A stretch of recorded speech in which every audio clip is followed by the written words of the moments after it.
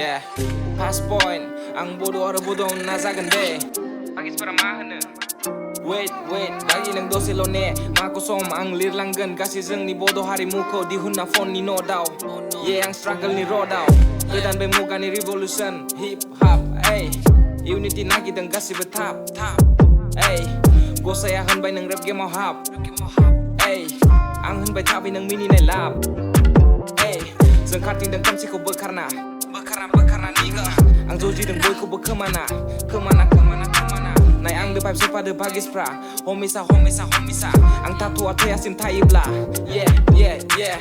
Second point, ang foreign ass amis medium. Is a back kind zana hago sa de bawang ni garanti. Ang ni maha bieu sebab verhen lai geneng dana boro zana mata hasa seporai nai. Any region, ang firmai nothing no illusion boy na boy ek saya zeng institution. Yo be perbedi sanai from malaban zalang by expired. San hor gau ni gelem de ugar na feder venai zeng ni parents ni simang prabi di bazaf nga. Is sanai ko zoga hadang only romantic feeling sa enough nonga. Zere bebai lo tabato ni saya gemai komai lang isi bonga. Kedan be muka ni revolution hip hop. Ay, unity nagi dang kasi betap. Ay, go saya han bay nang rap game hop. Ay, ang han bay tabi nang mini na lab. Ay, zeng san sensor motif. Zebla nui sera odiar bands. Bay si mga fake saya zeblay be. Ang baulangan gede ni blames. Nui lama yaw traffic ni zem. Alasan na yan nagi na same. Dana silence ni muga zang gerep na bozob na labay ang sedep ni game. Dana horsan kang ngemalir kan kabana duty jeng busung bezalang bay soma besom bohadong ang menkang nalir na men si bau lyrics. Beku dento nalir from bay pong ni sebars. Zeng ni hari ya bezo kan anggo. Homies gau ko kalam tabay na SARS.